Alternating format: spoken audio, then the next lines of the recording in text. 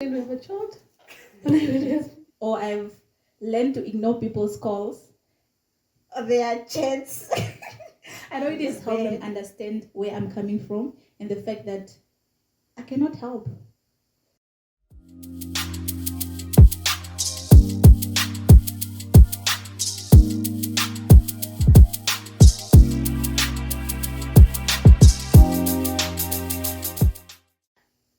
Hello, viewers. Welcome to Truth in Love, the place where we tell the truth, but in only one way, which is love. Today we are going to talk about adulting. We are building it from the previous discussion we had with Martha, but today we have a special guest, Sophia Kambungu. Sophia, you are welcome to Truth in Love. Can you please tell us a little bit about yourself? Okay, hi everyone. I am Sophia, as Mary mentioned. I am, I live in Windhoek. I love music and I love water. Like I can drink up to 5 liters of water daily. Yeah, so I really love water. I am an aspiring CA. Yeah, so I'm still in my time of articles, and yeah, I'm just this imperfect being with a perfect God and trusting Him daily for perfection. Thank you. All right. Sophia, you said that you are imperfect being serving a perfect God. What do you mean by that? Okay. Thank you, Maury. So what I mean is, that is just me admitting to the fact that I am a human being, and living up to God's standards is hard. So I'm just trusting God to help me daily become holy as He is and live a life that He has called me to be. All right, Sophia, thank you so much for that. So basically, you are a born again Christian. Yes, I am. All right. With that said, Sophia, what is adulting in your own understanding and in your life? Okay, thank you so much. But that's quite a tricky question. But in simple terms, I would say that adulting is growing up. And being responsible. So for me, it has been more of owning up to your actions and just watching them closely, knowing that there is a younger generation looking up to you.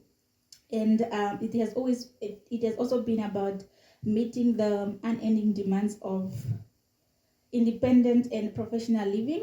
With that being said, that includes settling bills, running errands, and meeting these unexpected financial obligations. So it means that for me it has been about being that person at the end of the line to just meet people's obligations and reaching that stage where your younger siblings just look at you and think you are their rich big sister that just exists to meet their demands without considering the fact that you are also just trying to make it in life. And one last thing, for me, it has been also about responding to society's demands of what they perceive adulting to be. And the most recent questions that I have been asked about from society is the questions of when are you getting a child, when are you getting married. So it's just trying to respond to all of that, and in the end, just trying to survive. All right. When are you going to have a child? When are you going to have been married? So you don't need to answer that. It's fine. You don't need to answer that. Yeah, no, we struggle with that quite a number of times, where sometimes you just want to lock yourself in your house and like, no, I'm going nowhere because of such questions. But hey, this is the community that we live in, so we must just deal with it. Yeah. Yes. What are things that you used to do that you don't do anymore? My circle is quite very small. I have very few friends, and I'm this one person that they call an introvert. So that simply means that I don't really do much. But I think one thing that significantly changed from when I was a teen to my years university has been socializing, not socializing in person, obviously, but but yeah, the time that I just spend on calls and chats with friends that have changed significantly. I do not answer calls, neither call people as often as I used to, unless it's productive and it's really needed. What else changed? That's everything I can think of. All right. Um, talking about time, what makes you disciplined when it comes to spending time and as well as spending money in your life? Okay, with time, I have unapologetically learned to cut down people's conversations, or I've learned to ignore people's calls or their chats. I know it is bad, but if I know that it's something that is really not gonna help me in any way, if it's something that we can like have a discussion on it some other day, then would rather have it that day. But I think I have just learned to prioritize, so to say. So if you call me and I know that your conversation is less likely to be productive, and I know that I have more other agents things to attend to, I would rather attend to them. And yeah, I'm this person that people know that if you call Sophia, she is likely not to pick up. And yeah, that's the only time, the only way I can like manage my time. And I know it's bad, but when I get the time, I do attend to people's calls. It's just like I'm more selfish with my time now, considering the demands that yeah, the daily demands in my life. And with money, right? Okay, with money, I have learned to work with budgets. Though I fail to stick to them at times, I am learning. And one budget that I am struggling with at the moment is just sticking to the black text budget. Yeah, it is demanding. I think that we can all agree to that, but I'm learning daily to just to stick to it and to say no without feeling bad or whatsoever. All right. To black text, how do you budget it? You know, it has really been a discussion all over where people, some they totally block black text, some they give fully to black text when it really affects their finance, and some they, as you said, they budget. But we are busy learning that, right? How do you personally budget for black text, and how do you get it right to say no, for example, to your own sister asking, or your own mother asking, having that important whatever is happening that they want to take part in? Yeah, honestly, it's hard, and it's hard to say no. But I have just learned to like just like any other budget, we have those fixed monthly costs. Say like if you are to pay for your sisters, say taxi fee or whatever, those are fixed. So I just budget those, and then I budget an extra to say that for whatever cost, unplanned costs that come, I'm only willing to give say 2,000, to spend extra 2,000 on black tax. So that simply means that should any other cost arise, but I have already spent or used more than the 2,000, I'm not gonna spend extra. And I know it's hard, but for me, it has been more of having like a real discussion with my family to help them understand, um, where I'm standing financially, and just for them to help them understand that yes, they might be this cost, but in the end, I have other things to attend to. So it's for them to understand that, and I'm not sure how we are gonna solve it. Obviously, I'm just not this rude person who's just gonna, chase them away or whatever. I'll just help them understand where I'm coming from and the fact that I cannot help. And that's not the end of the world. There's always a solution. There's always, I don't know, there's always a way somehow. So yeah. Since you said you are selfish with your time, you don't reply text that much, or you don't answer phone calls.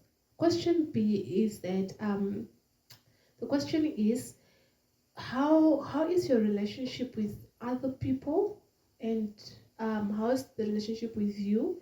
You can even compare it with when you're in university and now when you are working, or you can just tell us in general how is your relationship with people and also with yourself. Okay. Thank you, Mari. I think with myself, it has been more of I have more time for myself. So that simply means that I have more time to work on myself as a human being. Yeah, so I have more time to read up whatever it is that I need to read up on, to watch whatever it is that I need to. And yeah, simply more time for myself to grow as a person, be it spiritually, be it financially, whatever area it is that I need to grow in. And I sincerely believe that I do not need to be surrounded by people for me to grow. It depends on, I think, how we grow as humans. But for me personally, I prefer being on my own. Yeah. And for with other people, definitely we don't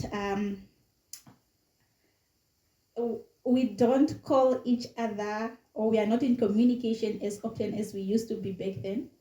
But I would also like to believe that the quality of our conversations have greatly increased ever since I was in university.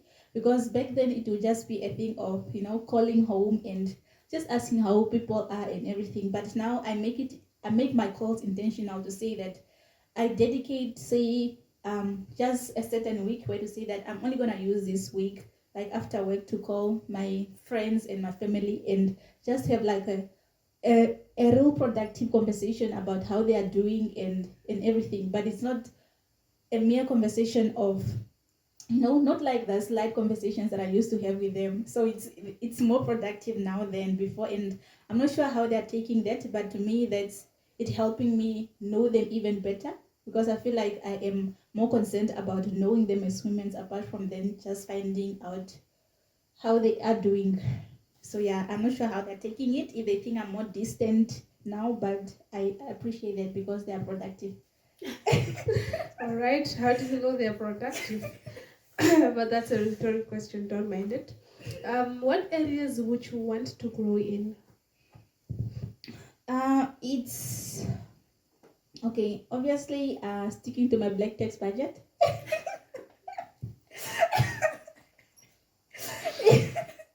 Yes, that's one area that I am in. As much as I make it sounds like it's so easy to stick to it, it's really not. No, there are always those costs that just pop up out of nowhere, and I am just somehow your heart just have to be moved, and you have to find a way to either maybe get in debt and just try to solve the problem. But yeah, I'm learning to stick to it and just help people understand, because I feel like for most of the black test costs, they are really avoidable, as in like if the whoever it is that needs your help just take uh I don't want to say being responsible for their lives, but at times that's just it, because some of the costs that they ask, they're really just petty.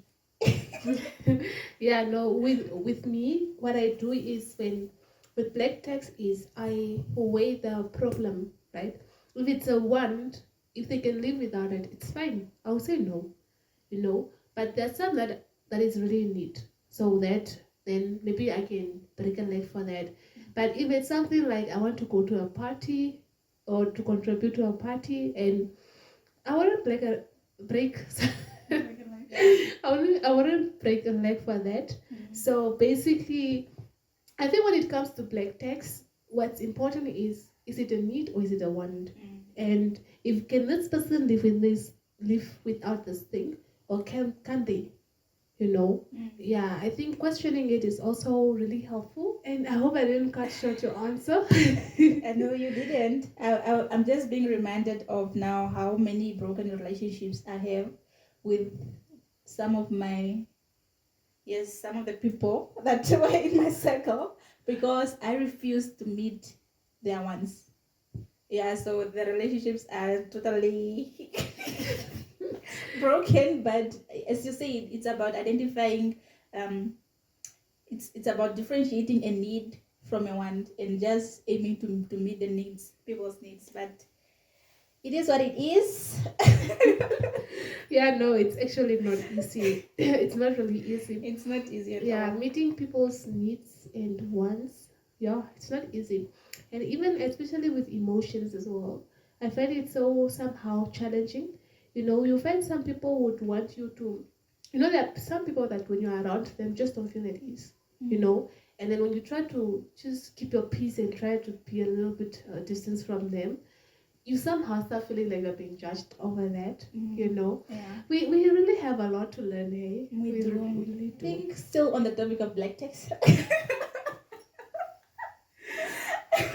I feel like in as much as what? In as much as meeting people's financial demands is important, I also just feel like it's important for us to take care of ourselves as human beings, because I feel like it doesn't matter if you keep pouring out your heart to whoever comes with the different demands, but in the end you are not satisfied. Like your cup is running dry, and then eventually you are just gonna be this person who is not happy, who is not satisfied in life, but you are meeting people's obligations. So I just feel like in as much as meeting their needs and the desire of being considered a good person is important, you also need to take care of yourself. Yeah, so we just need to learn to say no, and yeah, live a little bit as well. All right, quite interesting. With that, we have really come to our conclusion with the topic adulting. We hope that we have learned one thing or two over this two episode. The first one was with Martha, the second one is with Sophia that we just concluded now. And we thank you so much for listening until this far. And if you like what we are talking about, what we have been talking about, please don't hesitate to like or subscribe. But the most important thing is just learn from it. That's the most important. It's for you to learn even one thing or two. And I think we'll title this as adulting / black text, right? Because we spoke more on black text, and it has really been a struggle in our community in that regard. And please do not forget your grandmother at home or your grandfather. Support them as much as black text can really drain us financially. We must also be there for our people, because our parents have been there for us, right? Let it not be a burden, but let it not be something that you will write off. Yes, we have come to close to the end of our discussion. Yes, before I close it off, Sophia, do you have anything that you want to add? Conclusion? Word of remarks? Okay, I think something that just came to my mind is, how this adulting life is so busy. And at times I realize that we have merely become people that are emotionally absent when it comes to spending time with family or friends. And we feel like meeting their financial needs substitute it. So I just feel like we should prioritize, in as much as it's so important for us to meet their financial needs and just help them improve their way of life, of living. I also just feel like it's equally important that we make time to spend time with them, because above all the finance, above all your finance and all, they still need you. They need your love, they need your presence, they need to feel your presence. And money doesn't necessarily solve everything. At times they just need to be around you. So yeah, please, I know it's something I'm working on, to spend more time with my family specifically, but I just feel like it's something that we can all prioritize. Thank you. Yeah, no. So, but for me, that I relate more to parents. Sometimes there are absent parents where they just cater for the expenses of their kids, but they are really not there. They don't even know what their kids like, what they don't like, what are they struggling with. Yeah, that it's one of the things that I have learned. But either way, with that said, we just want to thank you so much for watching and also for listening. Thank you for being the other ear on the other side. We appreciate you so much, and we hope that you have learned one thing or two from the podcast, and also for those who are watching on YouTube, I hope that you really learned a lot. And hey, feel free to comment to say how adulting has been for you and what you have been experiencing, and even if it's for black text or also the imperfection and perfection. You know, sometimes we have spoke about this with Martha, whereby people see you as you have everything figured out in your life, but really there's not. There are those things that you are struggling with. If you have that, or if you have figured out or figure this adulting thing out, you can also put it on the comment below. And if you have anything, any topic that you want us to talk about, please also feel free to comment down there, and we shall dig it out for you. Thank you for listening. From me, Wari and Sophia, it's a goodbye.